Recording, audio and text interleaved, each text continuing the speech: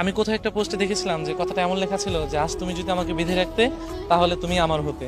কারণ তার নিচে একটা কমেন্ট ছিল যে বেঁধে কখনো ভালোবাসাকে আটকে রাখা যায় না।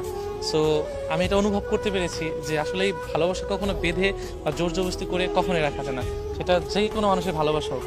কারণ আপনি জোর জবরদস্তি করে হাতে সাথে একটা মানুষকে আটকে রাখতে পারবেন, যখনই আপনি ভালোবাসা মানুষকে আটকে রাখতে যাবেন ওই মানুষটা যখন অন্য কারোর প্রতি আসক্ত থাকবে বা অন্য কারোর প্রতি টান থাকবে, তখন ওই মানুষটাকে আপনি হাজার চেষ্টা করেও ওই মানুষটাকে আপনি বেঁধে রাখতে পারবেন না।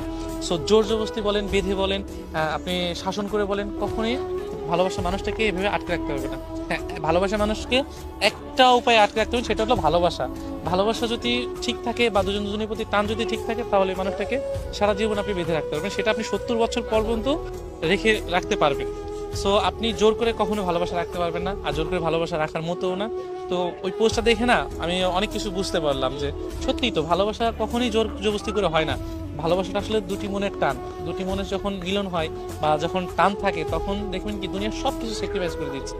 আপনার অনেক মানুষ দেখবেন কি যে টাকা পয়সা আছে, হয়তো তাদের শান্তি নাই, বা অনেক মানুষের দেখবেন টাকা পয়সা নাই, তাদের শান্তিটা আছে। সো মানুষের না, আমাদের সমাজে এই জিনিসটাই হচ্ছে যে যার টাকা পয়সা নাই তার ভালোবাসা তা অনেক আছে, আর যার টাকা পয়সা আছে তার ভালোবাসা নাই। আমরা হয়তো এই জিনিসটা নিয়ে খুব আপসেট আছি যে আমাদের টাকা পয়সা আছে ভালোবাসা নেই, বা ভালোবাসা আছে টাকা পয়সা নেই। তো আপনি যখনই যাকে ভালোবাসেন না কেন, তাকে ছেড়ে দিবেন, মুক্ত আকাশে ছেড়ে দিয়ে হয়তো তাকে ভালোবাসার চেষ্টা করবেন। সে যদি আপনার হয়, অবশ্যই আপনার হয়ে সারা জীবন থাকবে।